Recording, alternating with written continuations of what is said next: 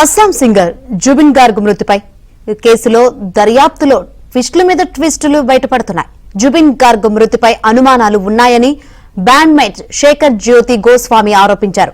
Jubin Garg manager Siddhartha Sharma, festival organiser Shyam Kanu Mahanta విషమిచ్చి ఉంటారంటూ సంచలన ఆరోపణలు చేశారు. సింగ్పూర్లోని పాన్ పసిఫిక్ హోటల్లో జరిగిన హత్యను దాచిపెట్టి మరణాన్ని ప్రమాదంగా చిత్రీకరించే ప్రయత్నం చేశారంటూ ఆరోపించారు.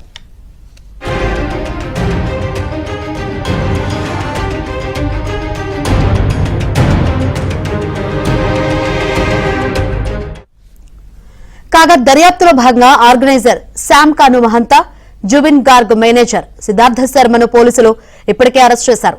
అటు జుబిన్ మరణానికి ముందు ప్రయాణించిన నౌకలో ఉన్న బృందంలో గోస్వామి కూడా ఉండడంతో పోలీసులు ఆయన అదుపులోకి తీసుకున్నారు. ఈ క్రమంలోనే శేఖర్ గోస్వామి సంచలన ఆరోపణలు చేశారు. సిద్ధార్థ శర్మ సింగ్పూర్లో అనుమానాస్పదంగా ప్రవర్తించడం తాను చూశానని, జుబిన్ పడవలో ప్రయాణించినప్పుడు శర్మ పడవను బలవంతంగా తన ఆధీనంలోకి తీసుకున్నాడని ఆరోపించారు. జుబిన్ నోటి నుంచి, ముక్కు నుంచి నురగ వచ్చిందని, ఆ సమయంలో వైద్య సహాయం అందించకుండా యాసిడ్ రిఫ్లెక్స్ గా తోసిపుచ్చే ప్రయత్నం చేశారని ఆరోపించారు.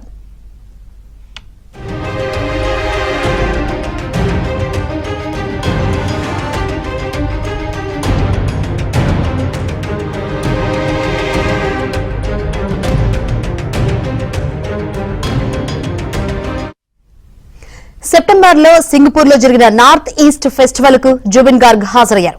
అయితే స్కూబా డైవింగ్ చేస్తున్న సమయంలో ప్రమాదం జరిగి సెప్టెంబర్ 19న మరణించారు. ఈ క్రమంలో జుబిన్ మరణంపై అస్సాంలో అనుమానాలు రావడంతో విచారణ కోసం సీఎం హిమంత బిశ్వ శర్మ సిట్ ను ఏర్పాటు చేశారు.